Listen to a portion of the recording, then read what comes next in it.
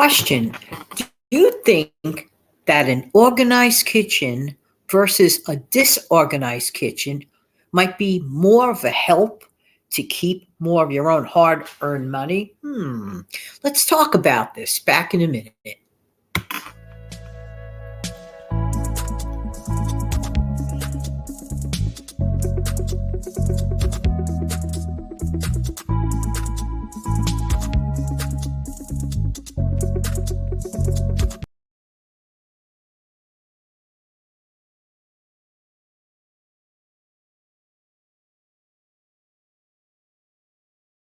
Hard earned money. Could that be you? I really have to take my hat off to the person or persons that have a very neat, well organized kitchen. And it looks like almost like everything's in alphabetical order. Goodness bless. But I would imagine that the average person's household, not that they sneak into people's average households to look at their kitchens, behind those neat little cabinets. We don't know what's lurking behind them. Can you see what you're doing? This morning, I want to talk about some kitchen matters that, in my personal opinion, I think could hinder us from maximizing our food value. What am I talking about? Well, if a person has a really disorganized kitchen, okay, they never check their inventory. They don't even know where half the stuff is. There's going to be a tendency for food waste. Why? Because things are well past their prime and or slash safety to use. Yeah. I'm not talking about a month or two down the lane, being expired or whatever. Although a lot of people may arguably say, certain things are still okay. And I'm not the person to make that decision. That's up to you. You do your research, you due diligence. But for the people that like keep their stuff topsy-turvy, honestly, this is one of the reasons why a lot of people, instead of dealing with opening up their kitchen cabinets, or even sometimes their home freezers, or even sometimes their own refrigerators, okay? Because there may be lurking a few UFOs. What? Yeah, unidentified, practically flying objects in the refrigerator, just saying. Scary stuff that's in the back. This is why it is really, really important to keep things neat, clean, and organized. Yeah, I know it sounds like so simple, but it can be overwhelming for the person that has let it go, and not to the person's fault, not everybody has someone that can help them out, because not everyone could personally take care of the matter themselves. In that case, it is imperative to reach out to family and friends. Just be honest and say, listen, I'm sorry, I really could use your help, whatever, maybe, toss them, some couple of bucks, and half the time they say no anyway, but be kind enough to make the gesture and get that work done. Why do I think this can affect? Because what happens is a lot of people end up throwing away their money for things they paid for. That a lot of people are much too tempted to walk up to that telephone at the end of a tiring day, instead of rummaging through the stuff in the kitchen or the disorganized freezer or whatever. And pick up that phone and make that call that's going to include a tip. Or just use gas and drive to the place and pick up some more of that fast stuff. It may not necessarily be the greatest stuff to have on a frequent basis. You see where I'm going with this. Familiarity is really important. Familiarity of your own stuff. This is why many times, I personally have this habit of which I like to keep my refrigerator organized every single Friday. Usually I pick Friday, okay? That's just, you don't have to pick Friday. I pick Friday. But that's the day of the week that works best for me, because by then, about 99% of my videos are recorded for the following week. And then I know that, hey, wait a minute, you got that window now. You don't have to worry about recording, until the next time. And, get into that, for example, refrigerator. It starts small. And that's the hint I'm giving here. Start small. Okay, Rome wasn't built in a day. Okay. So best thing to do is, open up your own refrigerator if you are, like dissatisfied with things that are going here, there, and everywhere. But I could give you a really good hint.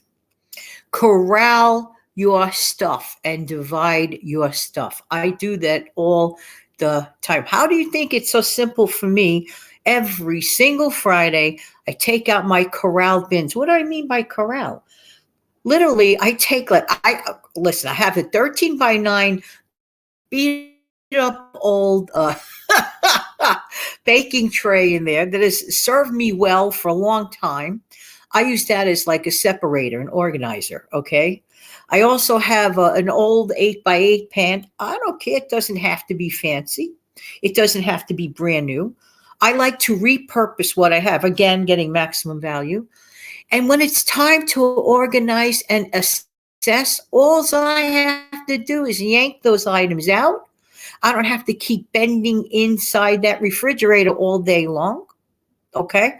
I could put it on my table. I could look through my stuff. While I do that, get rid of those extra items that have been corralled, the things that I are finished with, like double checking, making sure, because I'll give you an example specifically.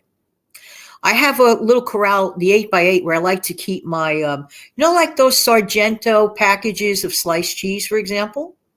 For the month, I like to buy 4 of those, and I like to keep and just use them as I need them. I only open up 1 at a time. I will not open up 4 packages of cheese at the same time. But they all go in that thing, okay? So I take a look in there and I make sure that there's no just practically empty wrapper, like with just 1 slice of cheese in it, wasting space. You see where I'm going with this. I take out that little corral, boom, boom, boom. I wipe down the shelves. I put everything back. You can have as many corrals as you want. The best thing to do is take a simple, if you don't have like any old baking trays that you don't use, okay? If you don't have anything like that, you can, get some nice plastic little containers at the Dollar Tree, okay? To me, these are savings, okay? These are savings because you're not going to throw away food. If you can't see, I could see in my refrigerator. I look in, I see everything clearly. I know where everything is at a glance. Boom, take it out. Boom, put it back.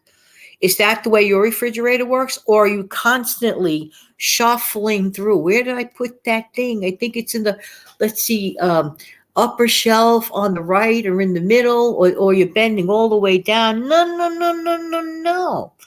Take that designate. I mean, we're going to talk more in the future about like other areas of the kitchen, but this morning I want to focus on the refrigerator.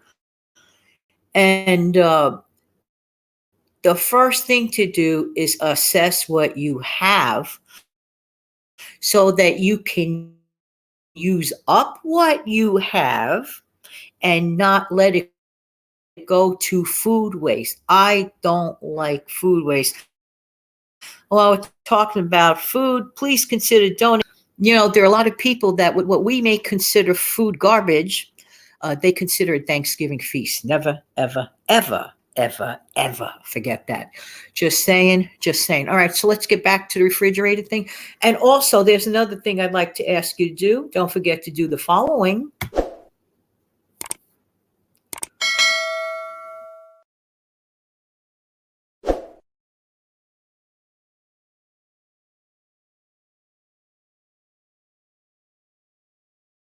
Let's continue on this. So, assessing your refrigerator, cleaning it out, organizing it.